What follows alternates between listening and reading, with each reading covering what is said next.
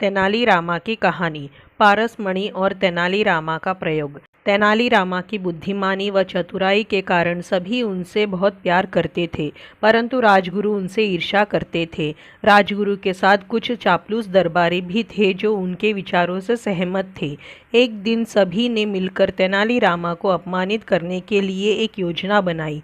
अगले दिन दरबार में राजगुरु राजा कृष्णदेवराय से बोले, महाराज, मैंने सुना है कि तेनालीरामा ने पारस पत्थर बनाने की विधि सीख ली है। पारस पत्थर जादुई पत्थर है जिससे लोहा भी सोना बन जाता है। यदि ऐसा है तो राजा होने के नाते वह पत्थर प्रजा की भलाई के लिए मेरे पास होना चाहिए। इस विषय में मैं तेनालीरामा से बात करूंगा, परंतु महाराज, आप उनसे यह मत कहना कि यह सूचना मैंने आपको दी है। राजगुरु ने राजा से प्रार्थना करते हुए कहा। उस दिन तेनालीरामा के दरबार में आने पर महाराज ने उनसे कहा, तेनालीरामा, मैंने सुना है कि तुम्हारे पास पारस पत्थर बनाने की विधि है। तुमने लोहे को सोने में बदलकर बहुत धन इकट्ठा कर लिया है। तेनालीरामा बुद्धिमान तो थे ही, तो वे तुरंत समझ गए कि किसी ने महाराज को उनके विरुद्ध झूठी कहानी सुनाकर उन्हें फंसाने की कोशिश की है। इसलिए वे महाराज को प्रसन्न करते हुए बोले, जी महाराज, यह सत्य है। मैंने ऐसी कला सीख ली है और इससे काफी सोना भी बनाया है।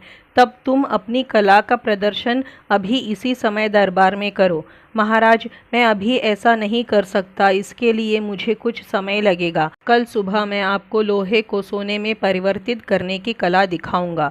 राजगुरु व उनके सभी साथी समझ गए कि तेनालीरामा अब फंस गए हैं, लेकिन वे यह जानने को उत्सुक थे कि तेनालीरामा इस मुसीबत से छुटकारा पाने के लिए क्या करते हैं। अगले दिन तेनालीरामा गली के एक कुत्ते के साथ दरबार में आए। उस कुत्ते की पूंछ को उन्होंने एक नली में डाला हुआ था।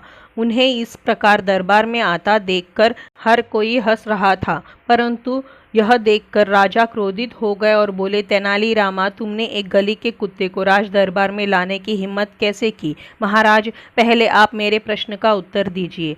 क्या आप जानते हैं कि कुत्ते की पूंछ को कितने भी वर्षों तक एक सीधी नली में रखे तब भी वह सीधी नहीं होती? वह अपनी कुटिल प्रकृति को कभी नहीं छोड़ सकती। हाँ, हम इस बारे में जानते हैं, राजा ने उत्तर दिया। महाराज, यहाँ मैं इसी बात को तो सिद्ध करना चाहता हूँ। तेनालीरामा बोले, अरे तेनालीरामा, मूर्खों के समान बात मत करो। कुत्ते की पूंछ कभी सीधी हुई है जो तुम मुझसे पूछ रहे हो, बल्कि तुम जानते हो कि तुम इस कुत्ते की पूंछ को सीधा नहीं कर सकते हो, क्योंकि यह उसकी प्रकृति है।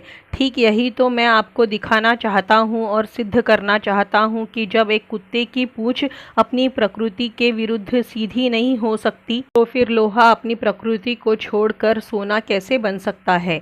महाराज कृष्णदेवराय को तुरंत अपनी गलती का एहसास हो गया। वे समझ गए कि उन्होंने बिना कुछ सोचे समझे राजगुरु की झूठी बातों पर आंख बंद करके विश्वास कर लिया। उन्होंने राजगुरु से तो कुछ नहीं कहा, परंतु तेनालीरामा को उनकी चतुराई के लिए पुरस्कृत किया।